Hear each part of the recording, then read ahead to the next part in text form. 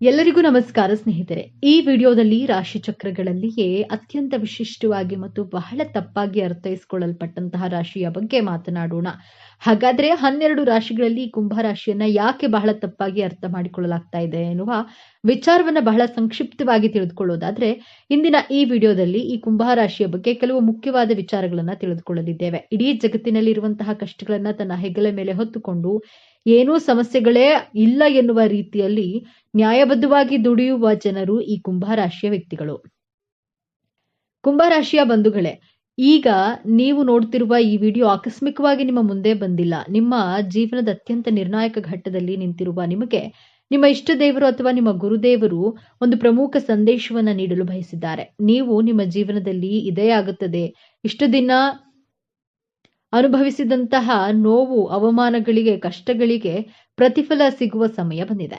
ನಿಮ್ಮ ಜೀವನದ ದಿಕ್ಕು ಯಶಸ್ಸಿನ ಉತ್ತುಂಗಕ್ಕೆ ಇರುತ್ತದೆ ಅಥವಾ ಪಾತಾಳಕ್ಕೆ ಕುಸಿಯುತ್ತದೆ. ನಿಮ್ಮ ಭವಿಷ್ಯ ಈಗ ನಿರ್ಧರಿಸಲಿವೆ. ಈ ಸಮಯದಲ್ಲಿ ನಿಮಗೆ ಎದುರಾಗಲಿರುವ ದೊಡ್ಡ ಕಠಿಣ ಸವಾಲು ಯಾವುದು, ಅದರಿಂದ ಪಾರಾಗುವುದು ಹೇಗೆ ತಿಳಿಯಲು ಈ ವಿಡಿಯೋವನ್ನ ಸಂಪೂರ್ಣವಾಗಿ ನೋಡಿ. ಯಾಕಂದ್ರೆ ಇದು ನಿಮಗಾಗಿ ಬಂದಿರುವಂತಹ ದೈವಿಕ ಸಂದೇಶ. ಹಾಗೆ ಜೈ ಶನಿದೇವ ಎಂದು ಕಾಮೆಂಟ್ ಮಾಡಿ, ಹಾಗೆ ವಿಡಿಯೋನ ಲೈಕ್ ಮಾಡಿ, ಕೊನೆವರೆಗೂ ನೋಡಿ. ಮೊದಲಿಗೆ ಇಷ್ಟು ದಿನ ನೀವು ಕಷ್ಟಪಟ್ಟಿದ್ದು ಯಾಕೆ ತಿಳಿಯೋಣ. ಕಳೆದ ಕೆಲವು ವರ್ಷಗಳಿಂದ ವಿಶೇಷವಾಗಿ ಶನಿಯ ಕಠಿಣ ಪರೀಕ್ಷೆಯಿಂದ ನೀವು ಅನುಭವಿಸಿದ ಯಾತನೆ ಅಷ್ಟಿಷ್ಟಲ್ಲ. ನಿಮ್ಮ ರಾಶಿ ಅಧಿಪತಿಯಾಗಿರುವಂತಹ ಶನಿ ಮಹಾತ್ಮನು ನಿಮ್ಮನ್ನ ಬೇರೆಯವರಿಗಿಂತಲೂ ಹೆಚ್ಚಾಗಿ ಪರೀಕ್ಷಿಸಿದ್ದಾನೆ. ಹೇಳಲಾಗದ ನೋವು, ಕಾರಣವೇ ಇಲ್ಲದ ಅಪವಾದಗಳು, ನಿಮ್ಮದಲ್ಲದ ತಪ್ಪಿಗೆ ಎಲ್ಲರ ದೃಷ್ಟಿಯಲ್ಲಿ ಅಪರಾಧಿ ಆದ ಪರಿಸ್ಥಿತಿ, ಆರ್ಥಿಕವಾಗಿ ಎಷ್ಟೊಂದು ಕಷ್ಟ ಎದುರಿಸಿದ್ದೀರಿ ಅಂದ್ರೆ ನಾಳೆ ಎನ್ನುವಂತಹ ಚಿಂತೆಯೇ ನಿಮ್ಮನ್ನ ರಾತ್ರಿ ನಿದ್ದೆ ಮಾಡಲು ಬಿಡಲಿಲ್ಲ. ನೀವು ಎಲ್ಲರಿಗೂ ಒಳ್ಳೆಯದನ್ನೇ ಬಯಸಿದ್ರು ಜನ ನಿಮ್ಮನ್ನ ತಪ್ಪು ತಿಳಿದುಕೊಂಡ್ರು. ನಿಮ್ಮ ಆಳವಾದ ಜ್ಞಾನವನ್ನ, ನಿಮ್ಮ ದೂರದೃಷ್ಟಿಯನ್ನ ಯಾರು ಅರ್ಥ ಮಾಡಿಕೊಳ್ಳಲಿಲ್ಲ. ನೀವು ಪ್ರಾಣಕ್ಕಿಂತ ಹೆಚ್ಚಾಗಿ ನಂಬಿದವರೇ ನಿಮಗೆ ಬೆನ್ನಿಗೆ ಚೂರಿ ಹಾಕಿದ್ರು. ಇದಕ್ಕೆಲ್ಲ ಕಾರಣ ಏನು? ನಿಮ್ಮ ಪ್ರಯತ್ನದಲ್ಲಿ ಯಾವುದೇ ದೋಷವಿರಲಿಲ್ಲ. ಆದರೆ ನಿಮ್ಮ ರಾಶಿಯಾಧಿಪತಿಯಾದ ಶನಿಯೇ ನಿಮಗೆ ಒಂದು ಕಠಿಣವಾದ ಅಗ್ನಿ ಪರೀಕ್ಷೆಯನ್ನ ಇಟ್ಟು ಇದು ನಿಮ್ಮನ್ನ ಶುದ್ಧ ಚಿನ್ನವನ್ನಾಗಿ ಮಾಡುವಂತಹ ಪರೀಕ್ಷೆಯಾಗಿತ್ತು. ಆದರೆ ಆ ಕಷ್ಟದ ದಿನಗಳು, ಆ ಕರಾಳ ಅಧ್ಯಾಯ ಈಗ ಮುಗಿಯುವ ಹಂತಕ್ಕೆ ಬಂದಿದೆ. ಹೌದು, ಈ ಸಮಯವನ್ನ ನಿಮ್ಮ ಜೀವನದ ಸುವರ್ಣ ಯುಗ ಎಂದು ಬರೆದಿಟ್ಕೊಳ್ಳಿ. ನಿಮ್ಮ ರಾಶಿಯಾಧಿಪತಿಯಾದ ಶನಿ ಮಹಾತ್ಮನೇ ಈಗ ನಿಮಗೆ ಪ್ರತಿಫಲವನ್ನ ಅಂದ್ರೆ ಕರ್ಮಕ್ಕೆ ತಕ್ಕ ನ್ಯಾಯವನ್ನ ನೀಡಲು ಸಿದ್ಧನಾಗಿದ್ದಾನೆ. ಜೊತೆಗೆ ಗುರುಬಲದ ಸಂಪೂರ್ಣ ಕೃಪೆಯು ನಿಮ್ಮ ಮೇಲಿದೆ. ನಿಮ್ಮ ಜೀವನದ ಪ್ರತಿಯೊಂದು ಕ್ಷೇತ್ರವೂ ಹೇಗೆ ಅದ್ಭುತವಾಗಿ ಬದಲಾಗುತ್ತೆ ಎಂದು ಈಗ ಒಂದೊಂದಾಗಿ ನೋಡೋಣ. ಎಷ್ಟೋ ದಿನಗಳಿಂದ ಒಂದೇ ಜಾಗದಲ್ಲಿ ಕೂತು ನಿಮ್ಮ ಬುದ್ಧಿವಂತಿಕೆಗೆ, ನಿಮ್ಮ ಹೊಸ ಆಲೋಚನೆಗಳಿಗೆ ತಕ್ಕ ಬೆಲೆ ಸಿಗಲಿಲ್ಲ. ಎಷ್ಟೇ ಪ್ರಾಮಾಣಿಕವಾಗಿ ದುಡಿದ್ರೂ ನಿಮಗೆ ಪ್ರಶಂಸೆ ಸಿಗಲಿಲ್ಲ. ಆದ್ರೆ ಈ ಉತ್ತಮ ಸಮಯದಲ್ಲಿ ಗ್ರಹಗಳ ಸಂಚಾರವು ನಿಮ್ಮ ವೃತ್ತಿ ಸ್ಥಾನವನ್ನ ಬಲಪಡಿಸುತ್ತಿದೆ. ಯಾರು ನಿಮ್ಮನ್ನ ಕಡೆಗಣಿಸಿದ್ರೋ ಅವರೇ ನಿಮ್ಮ ಸಲಹೆ ಕೇಳಿ ಬರುವ ಸಮಯವಿದು. ಅನಿರೀಕ್ಷಿತವಾಗಿ ಒಂದು ದೊಡ್ಡ ಜವಾಬ್ದಾರಿ ಅಥವಾ ನೀವು ವರ್ಷಗಳಿಂದ ಕಾಯುತ್ತಿದ್ದ ಕೆಲಸ ನಿಮ್ಮ ಕೈ ಸೇರಲಿದೆ. ನಿಮ್ಮ ಜ್ಞಾನಕ್ಕೆ ಈಗ ಬೆಲೆ ಸಿಗಲಿದೆ. ಇನ್ನು ಉದ್ಯೋಗ ಬದಲಾವಣೆ ಮಾಡಬೇಕು ಎಂದುಕೊಂಡವರಿಗೆ ಈಗಿರುವ ಕೆಲಸ ಬಿಡಬೇಕಾ ಬೇಡವಾ ಎಂಬ ಮಹಾ ಗೊಂದಲದಲ್ಲಿ ಇದ್ದಂತಹ ನಿಮಗೆ ಈ ಸಮಯ ಅತ್ಯಂತ ಶುಭ ಸಮಯ. ನಿಮಗೆ ಬರುವ ಹೊಸ ಉದ್ಯೋಗದ ಅವಕಾಶ ನೀವು ಕನಸಿನಲ್ಲೂ ನಿರೀಕ್ಷೆ ಮಾಡದಿದ್ದಕ್ಕೆ ದೊಡ್ಡ ಮಟ್ಟದಲ್ಲಿರುತ್ತದೆ. ಸಂಬಳ, ಹುದ್ದೆ ಎರಡರಲ್ಲೂ ದೊಡ್ಡ ಏರಿಕೆಯನ್ನ ಕಾಣ್ತೀರಿ. ವಿದೇಶಕ್ಕೆ ಹೋಗುವಂತಹ ಪ್ರಯತ್ನದಲ್ಲಿದ್ರೆ ವೀಸಾ ನಿರೀಕ್ಷೆಯಲ್ಲಿ ಇದ್ದವರಿಗೆ ಶುಭ ಸುದ್ದಿ ನಿಮ್ಮ ಕಿವಿಗೆ ಬೀಳಲಿದೆ. ಸರ್ಕಾರಿ ಉದ್ಯೋಗಕ್ಕಾಗಿ ಪರೀಕ್ಷೆ ಬರೆದು ಕಾಯುತ್ತಿರುವವರಿಗೆ ನಿಮ್ಮ ಹೆಸರು ಪಟ್ಟಿಯಲ್ಲಿ ಬರುವಂತಹ ಸಾಧ್ಯತೆ ಸ್ಪಷ್ಟವಾಗಿ ಕಾಣಿಸ್ತಾ ಇದೆ. ಧೈರ್ಯವಾಗಿ ಮುನ್ನುಗ್ಗಿ ಯಶಸ್ಸು ನಿಮ್ಮದೇ. ನಿಮ್ಮ ಬೆನ್ನ ಹಿಂದೆ ಮಾತನಾಡುವವರು, ನಿಮ್ಮ ಏಳಿಗೆಯನ್ನ ಸಹಿಸದ ಗುಪ್ತ ಶತ್ರುಗಳು, ನಿಮ್ಮ ವಿರುದ್ಧವೇ ಪಿತೂರಿ ಮಾಡುವವರಿಂದ ನೀವು ಬಹಳಷ್ಟು ನೊಂದಿದ್ದೀರಿ. ಆದ್ರೆ ಈ ಸಮಯದಲ್ಲಿ ನಿಮ್ಮ ರಾಶಿಯಾಧಿಪತಿ ಶನಿಯು ಕರ್ಮದ ನ್ಯಾಯವನ್ನ ಒದಗಿಸ್ತಾನೆ. ಆ ಶತ್ರುಗಳು ತಾವು ಮಾಡಿದ ಕರ್ಮದ ಫಲವನ್ನ ಅವರೇ ತಿನ್ನುತ್ತಾರೆ. ಅವರ ನಿಜ ಬಣ್ಣ ಎಲ್ಲರ ಮುಂದೆ ಬಯಲಾಗುತ್ತದೆ. ನಿಮಗೆ ಕೆಟ್ಟದ್ದು ಬಯಸಿದವರು ಅವರೇ ದೊಡ್ಡ ಕಷ್ಟಕ್ಕೆ ಸಿಲುಕಿದ್ದನ್ನ ನೀವು ನಿಮ್ಮ ಕಣ್ಣಾರೆ ಕಾಣ್ತೀರಿ. ನಿಮ್ಮ ಮೇಲಿದ್ದ ದೃಷ್ಟಿ ದೋಷ, ನಕಾರಾತ್ಮಕ ಶಕ್ತಿಗಳು ಸಂಪೂರ್ಣವಾಗಿ ದೂರವಾಗಲಿವೆ. ಇನ್ನು ಆಸ್ತಿ ವಿವಾದ, ಸುಳ್ಳು ಕೇಸುಗಳು ಅಥವಾ ವಿಚ್ಛೇದನದಂತಹ ಕೋರ್ಟು ಕಚೇರಿ ವಿಚಾರಗಳನ್ನ ಸಿಲುಕಿ ವರ್ಷಗಳಿಂದ ಅಲೆದು ನಿಮ್ಮ ಸಮಯ, ಹಣ ಮತ್ತು ಮಾನಸಿಕ ನೆಮ್ಮದಿ ಎಲ್ಲವೂ ಹಾಳಾಗಿತ್ತು. ಆದ್ರೆ ಇದೀಗ ದೈವಿಕ ನ್ಯಾಯ ನಿಮ್ಮ ಪರವಾಗಿ ನಿಲ್ಲಲಿದೆ. ಕೇಸಿನಲ್ಲಿ ನಿಮಗೆ ಜಯ ಸಿಗೋದು ನಿಶ್ಚಿತ. ನಿಮ್ಮ ಮೇಲಿದ್ದ ಅಪವಾದಗಳು ಸುಳ್ಳು ಎಂದು ಸಾಬೀತಾಗುತ್ತೆ. ನೀವು ನಿಮ್ಮ ಆಸ್ತಿ, ನಿಮ್ಮ ಗೌರವ ನಿಮಗೆ ಮರಳಿ ಸಿಗಲಿದೆ. ಸಣ್ಣ ಸಣ್ಣ ವಿಷಯಕ್ಕೂ ಜಗಳ, ಅನಗತ್ಯ ಮನಸ್ತಾಪ, ಇಬ್ಬರ ನಡುವೆ ಮೂರನೆಯ ವ್ಯಕ್ತಿಯ ಪ್ರವೇಶದಿಂದ ಸಂಬಂಧವು ಹಳಸಿ ಹೋಗಿತ್ತು, ವಿಚ್ಛೇದನದವರೆಗೂ ತಲುಪಿದ್ರಿ. ಆದರೆ ಈ ಶುಭ ಸಮಯದಲ್ಲಿ ನಿಮ್ಮ ರಾಶಿಯಾಧಿಪತಿ ಶನಿ ಮತ್ತು ಗುರುಬಲ ಕೃಪೆ ನಿಮ್ಮಿಬ್ಬರ ನಡುವಿನ ಪ್ರೀತಿಯನ್ನ ಮತ್ತೆ ಚಿಗುರಿಸುತ್ತೆ. ನಿಮ್ಮ ನಡುವಿನ ಎಲ್ಲಾ ತಪ್ಪು ತಿಳುವಳಿಕೆಗಳು ದೂರವಾಗಿ ಅನ್ಯೂನ್ಯತೆ ಹೆಚ್ಚಾಗುತ್ತೆ. ನಿಮ್ಮ ಸಂಬಂಧ ಮತ್ತೆ ಮೊದಲಿನಂತೆ ಮಧುರವಾಗಲಿದೆ. ಇನ್ನು ಮದುವೆಯಾಗದ ಕುಂಭರಾಶಿಯ ಯುವಕ ಯುವತಿಯರಿಗೆ ನಿಮ್ಮಂತೆಯೇ ಆಳವಾದ ಜ್ಞಾನ, ವಿದ್ಯೆ ಮತ್ತು ಒಳ್ಳೆಯ ಗುಣಗಳಿರುವಂತಹ ಉತ್ತಮ ಸಂಬಂಧವನ್ನ ಕೂಡಿ ಬರಲಿದೆ. ನಿಮ್ಮ ಮದುವೆ ನಿಶ್ಚಯವಾಗುವ ಎಲ್ಲಾ ಸಂಭವವಿದೆ. ಹಾಗೆಯೇ ಸಂತಾನ ಭಾಗ್ಯಕ್ಕಾಗಿ ಎಷ್ಟೋ ವರ್ಷಗಳಿಂದ ಕಾಯುತ್ತಿದ್ದ ದಂಪತಿಗಳಿಗೆ ವೈದ್ಯರ ಬಳಿ ಅಲೆದು ಸಾಕಾಗಿ ಪೂಜೆ ವ್ರತಗಳನ್ನ ಮಾಡಿ ಕಣ್ಣೀರು ಹಾಕಿದ್ದೀರಿ. ನಿಮ್ಮ ಈ ನೋವಿನ ಕಣ್ಣೀರಿಗೆ ಈಗ ಬೆಲೆ ಸಿಗಲಿದೆ. ಸಂತಾನಕಾರಕನಾದ ಗುರುವು ನಿಮ್ಮ ಪಂಚಮ ಸ್ಥಾನವನ್ನ ಬಲಪಡಿಸುತ್ತಿದ್ದಾನೆ. ನಿಮ್ಮ ಮನೆಯಲ್ಲಿ ತೊಟ್ಟಿಲು ತೂಗುವ ಶುಭ ಸುದ್ದಿ ನಿಮ್ಮ ಕಿವಿಗೆ ಬೀಳಲಿದೆ. ನಿಮ್ಮ ಮಕ್ಕಳ ಹಠಮಾರಿತನ, ಓದಿನಲ್ಲಿ ಗಮನ ಇಲ್ಲದಿರುವುದು ಅಥವಾ ಅವರ ಆರೋಗ್ಯದ ಬಗ್ಗೆ ನಿಮಗೆ ದೊಡ್ಡ ಚಿಂತೆಯಾಗಿತ್ತು. ಅವರು ದಾರಿ ತಪ್ಪುತ್ತಿದ್ದಾರೆಯೇ ಎಂಬಂತಹ ಭಯ ನಿಮ್ಮನ್ನ ಕಾಡ್ತಿತ್ತು. ಆದರೆ ಇದೀಗ ನಿಮ್ಮ ಮಕ್ಕಳಲ್ಲಿ ಅದ್ಭುತವಾದ ಸಕಾರಾತ್ಮಕ ಬದಲಾವಣೆಯನ್ನ ಕಾಣ್ತೀರಿ. ಅವರೇ ಜವಾಬ್ದಾರಿಯಿಂದ ಓದಲು ಪ್ರಾರಂಭಿಸ್ತಾರೆ. ಉನ್ನತ ಶಿಕ್ಷಣಕ್ಕಾಗಿ ಅವರು ಬಯಸಿದಂತಹ ಕಾಲೇಜಿನಲ್ಲಿ ಸೀಟು ಸಿಗಲಿದೆ. ಅವರ ಆರೋಗ್ಯದಲ್ಲಿ ಚೇತರಿಕೆ ಕಂಡು, ಅವರ ನಡವಳಿಕೆಯಲ್ಲಿ ಸಕಾರಾತ್ಮಕ ಬದಲಾವಣೆ ಕಂಡು ಸಮಾಜದಲ್ಲಿ ನಿಮಗೊಂದು ಹೆಮ್ಮೆ ಮತ್ತು ಗೌರವವನ್ನು ತಂದುಕೊಡ್ತಾರೆ. ನಿಮ್ಮ ಚಿಂತೆ ದೂರವಾಗಲಿದೆ. ಇದು ಅತ್ಯಂತ ಪ್ರಮುಖವಾದ ಬದಲಾವಣೆ. ನೀವು ನ್ಯಾಯವಾಗಿ ದುಡಿದ ಹಣ, ನಂಬಿಕೊಟ್ಟ ಸಾಲ, ನಿಮ್ಮ ಒಳ್ಳೆಯತನವನ್ನೇ ಬಳಸಿಕೊಂಡು ಆಪ್ತರಿಗೆ ಕೊಟ್ಟ ಹಣ ವಾಪಸ್ ಬಾರದೆ ನೀವು ಮೋಸ ಹೋಗಿದ್ದೀರಿ. ಆ ಹಣ ಇನ್ನೇನು ಬರೋದೇ ಇಲ್ಲ ಎಂದು ನೀವು ಕೈಚೆಲ್ಲಿದ್ರಿ. ಆದ್ರೆ ಈಗ ಯಾರು ನಿಮ್ಮಿಂದ ಹಣ ಪಡೆದಿದ್ರೋ ಅವರೇ ನಿಮ್ಮನ್ನ ಹುಡುಕಿಕೊಂಡು ಬಂದು ನಿಮ್ಮ ಹಣವನ್ನ ವಾಪಸ್ ಕೊಡುವ ಚಮತ್ಕಾರ ನಡೆಯಲಿದೆ. ಇಷ್ಟೆಲ್ಲ ಅನಿರೀಕ್ಷಿತ ಧನಾಗಮನ, ಆರ್ಥಿಕ ಸಂಕಷ್ಟದಿಂದ ತತ್ತರಿಸಿ ಹೋಗಿದ್ದ ನಿಮಗೆ ಈಗ ನೀವು ನಿರೀಕ್ಷೆ ಮಾಡದ ಮೂಲಗಳಿಂದ ಬಹುಶಃ ಹಳೆಯ ಹೂಡಿಕೆಯ ಮೂಲಕ ಅಥವಾ ಪಿತ್ರಾರ್ಜಿತ ಆಸ್ತಿಯ ಪಾಲು ದೊರೆಯುವಂತಹ ಮೂಲಕ ದೊಡ್ಡ ಮೊತ್ತದ ಹಣದ ಹರಿವು ಆಗಲಿದೆ. ನಿಮ್ಮ ಎಲ್ಲಾ ಸಾಲಗಳು ತೀರಿ ನೀವು ಸಾಲ ಮುಕ್ತರಾಗುವ ಸಮಯವಿದು. ಲಕ್ಷ್ಮೀ ದೇವಿಯು ನಿಮ್ಮ ಮನೆಯಲ್ಲಿ ಸ್ಥಿರವಾಗಿ ನೆಲೆಸ್ತಾಳೆ. ವ್ಯಾಪಾರ ವ್ಯವಹಾರದಲ್ಲಿ ಸತತ ನಷ್ಟ ಅನುಭವಿಸಿ ಇನ್ನೇನು ಮುಚ್ಚಿಬಿಡಬೇಕು ಎನ್ನುವ ಸ್ಥಿತಿಯಲ್ಲಿದ್ದ ನಿಮಗೆ ಈಗ ಪೂರ್ವಜನ್ಮ ನೀಡಲಿವೆ. ನಿಮ್ಮ ವ್ಯಾಪಾರಕ್ಕೆ ಹೊಸ ಪಾಲುದಾರರು ಸಿಗಬಹುದು ಅಥವಾ ನಿಮ್ಮ ಒಂದು ಹೊಸ ಅಥವಾ ದೊಡ್ಡ ಮಟ್ಟದ ಯಶಸ್ಸು ಕಾಣಬಹುದು. ಗ್ರಾಹಕರ ಸಂಖ್ಯೆಯಲ್ಲಿ ಹೆಚ್ಚಾಗಿ ನಿಮಗೆ ಲಾಭವು 10 ಪಟ್ಟು ಹೆಚ್ಚಾಗಲಿದೆ.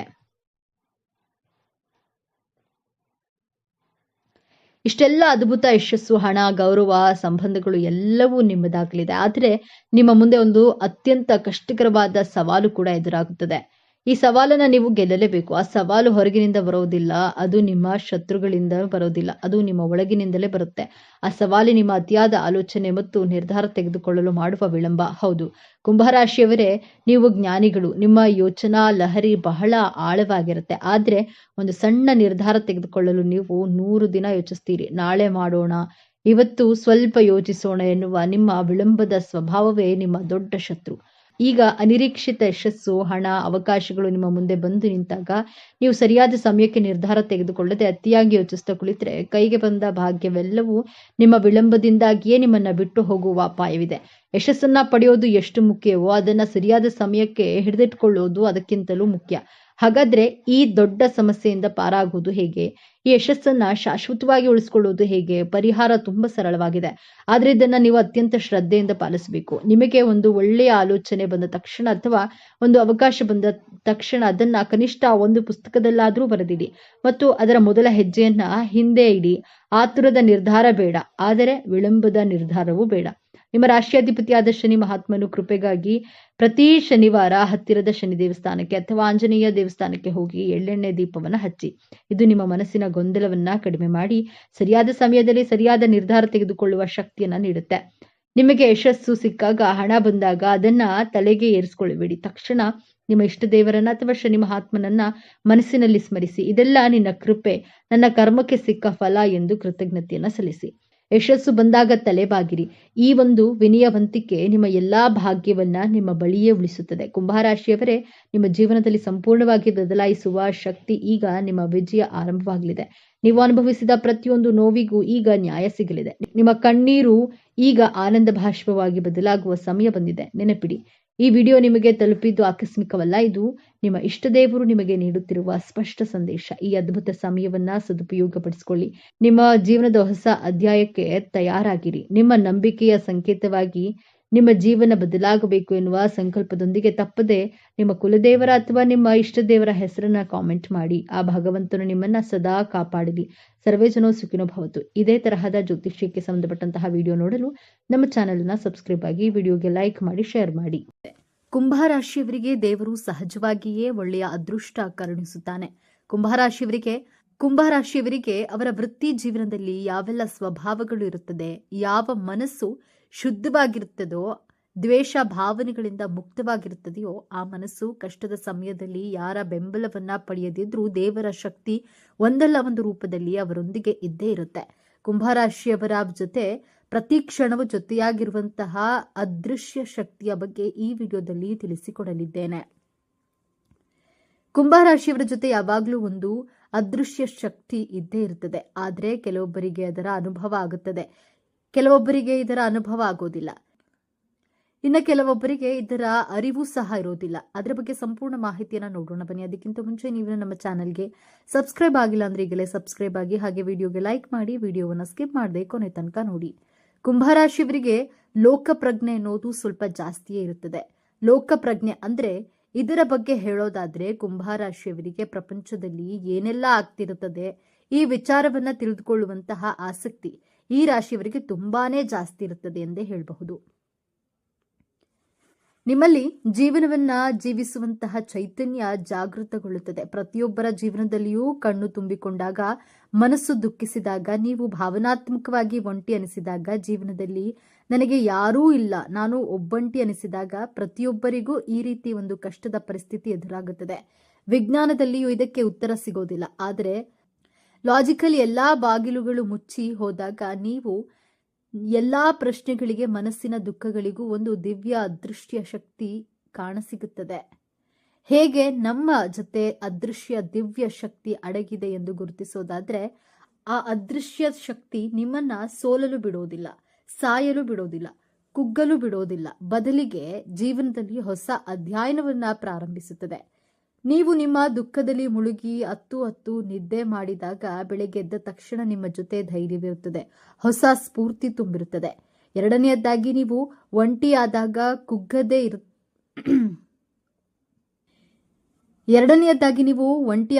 ಕುಗ್ಗದೇ ಇರ್ತೀರಿ.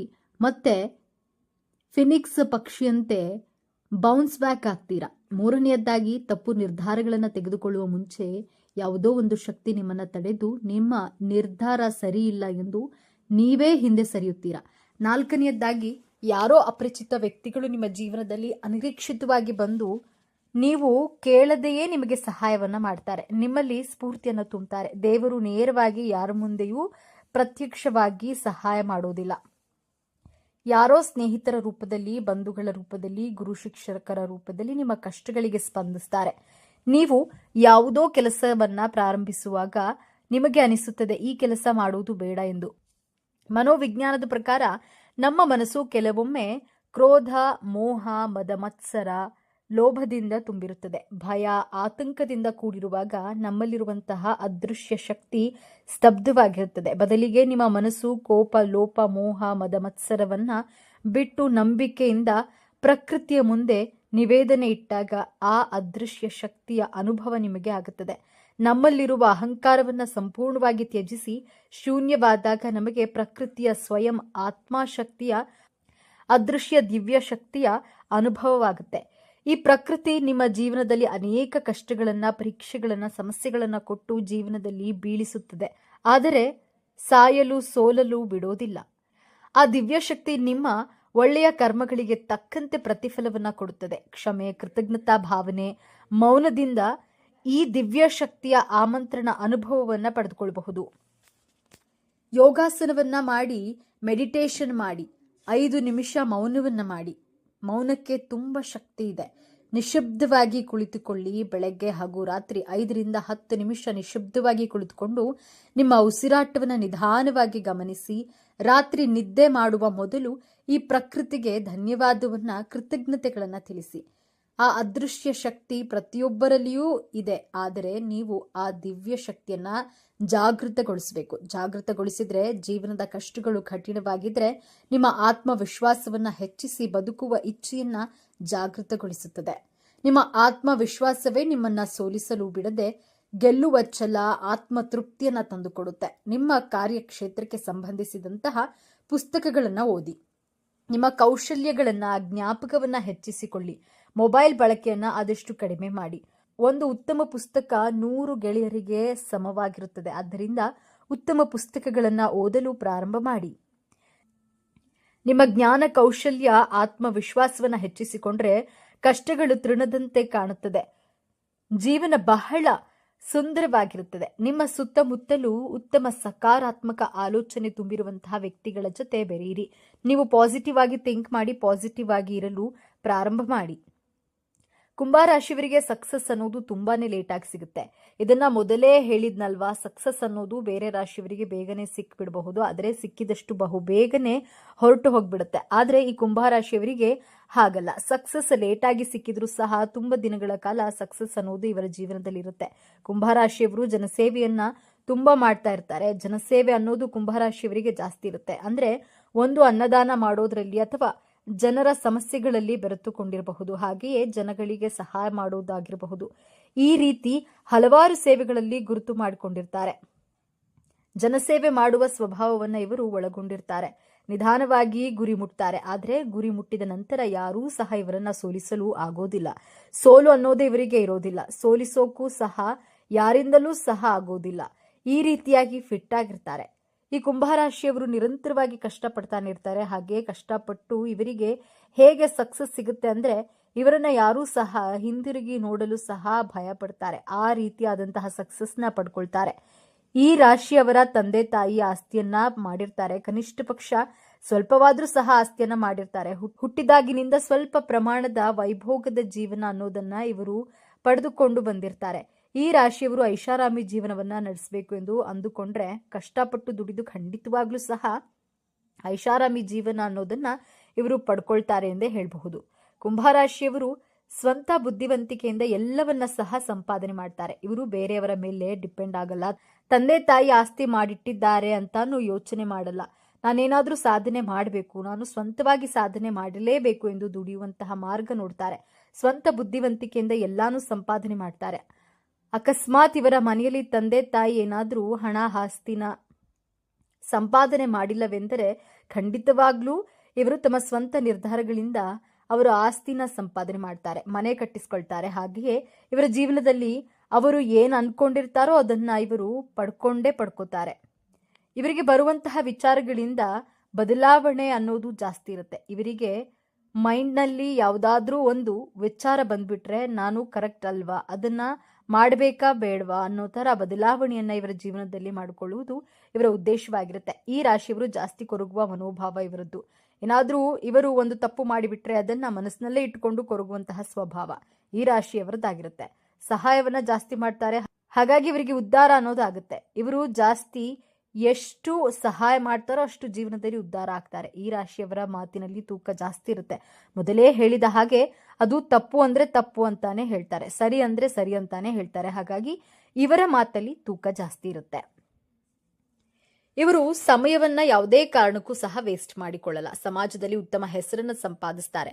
ಇವರು ಟೈಮ್ನ ಯಾಕೆ ವೇಸ್ಟ್ ಮಾಡಿಕೊಳ್ಳಲ್ಲ ಅಂದ್ರೆ ಅವರು ಸಮಾಜದಲ್ಲಿ ತೊಡಗಿಕೊಂಡಿರ್ತಾರೆ. ಉತ್ತಮ ಹೆಸರನ್ನ ಸಂಪಾದಿಸಲ್ವಾ, ಖಂಡಿತವಾಗ್ಲೂ ಸಂಪಾದಿಸ್ತಾರೆ.